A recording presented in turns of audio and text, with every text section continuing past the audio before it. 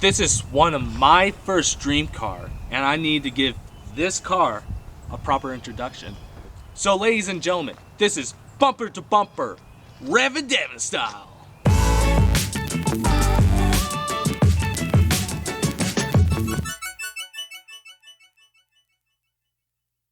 Alright guys, here's a little disclaimer.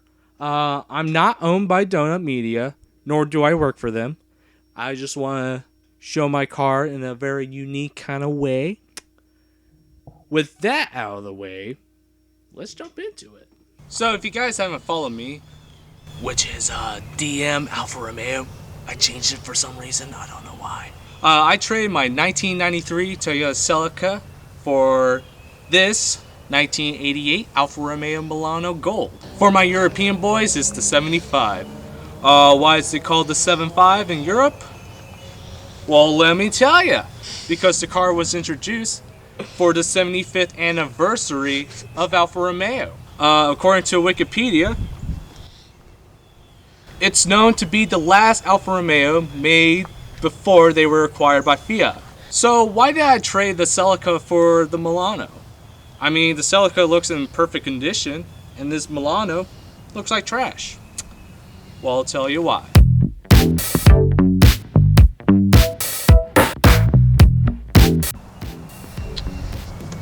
One of the reasons is the chassis.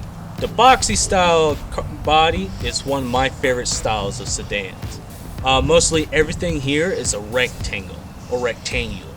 The headlights, the fog lights, the door handles, and even the trunk lid back there is all rectangular. The black stripe right here makes the car looks very boxy, which looks cool, but not pretty compared to other Alfa Romeos. So Alfa Romeo decided to use a plastic gas cap with a lock on it, because you know, back in the 80s, people like to steal gas. If it's locked, because you know, it'll start to free spin. But if it's unlocked, there you go, you get gas. Alright, so here's the trunk. Wait a second.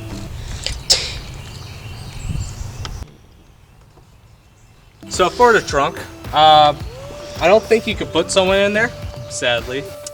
It holds a decent amount of space, like a duffel bag or spare Alfa parts. Now there's nothing really much to talk about other than there's a gas tank in the back of it, behind this. And now it's time to show the engine.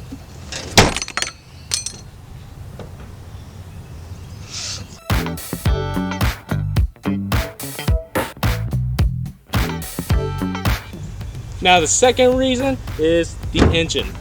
Now I know what you guys are thinking. Devin, you got like these two big ass rust holes right here. You need to fix that. I'm getting there. I'm gonna fix it. Alright? Now let's just pop up the bonnet.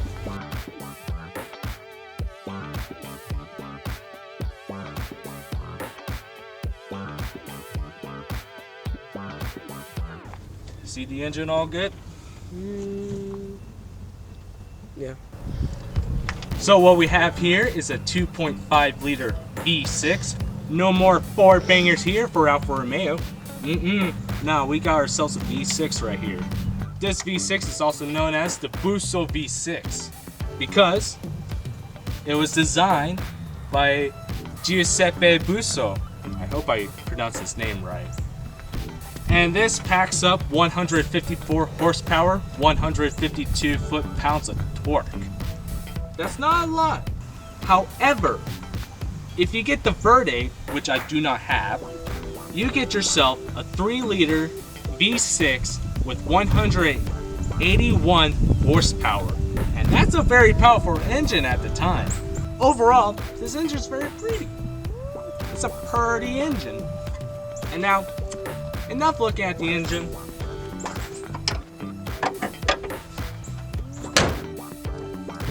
Let's go inside.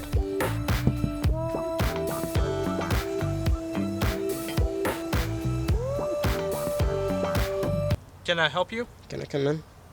Yeah.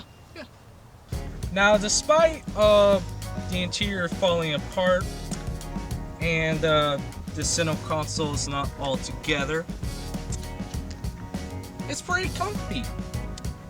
The dash is handsome, and the gauge is very boxy, just like the car. The car sells a 5-speed transaxle. Wait a second. If this car is rear-wheel drive and a front engine, how the hell does this have a transaxle? Most rear-wheel drive cars have the engine, the transmission, the drive shaft to connect the transmission to the diff. Front-wheel drive has the engine and the transaxle. A transaxle is the transmission with the driving axle together, thus being called transaxle. And most mid-engine cars have that kind of configuration, like the MR2 and the Pontiac Fiero. So, how in the hell does the Milano have be rear-wheel drive, yet the engine be in the front and have a transaxle? Well, it's set up like the front end, the engine's in the front, the drive shaft is in the middle, and then there's a transmission mounted onto the differential. And that is considered a transaxle because it's both the transmission and the diff together. They're not made specifically together like most normal transaxles, but it's still technically called a transaxle. Now, let's get back to the video. You have the stereo at the very bottom, which is original, and I got it to work earlier.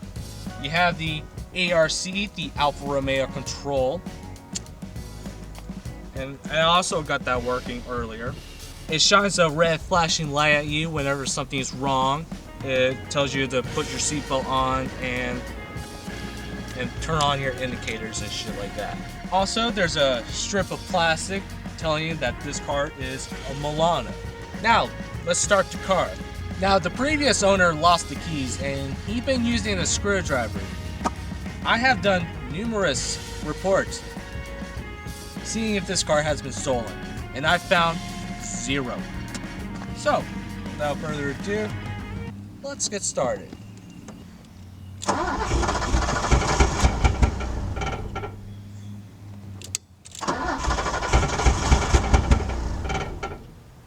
Well, that's a shame. I got running earlier. Anyways, here's some videos of the sweet sound of the Busto V6.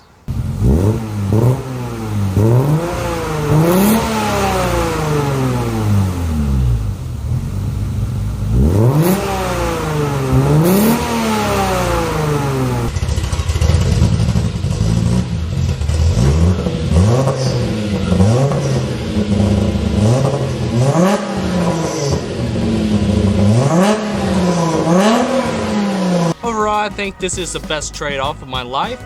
Sure, the Celica was cool and all, but I always wanted this Milano for like years. I believe this is going to be a wrap for the video. Thank you guys for watching. Leave a comment, like this video, and if you haven't subscribed to this channel, subscribe. Anyway guys, I'm Entertainer, and I'm going back to work on this car.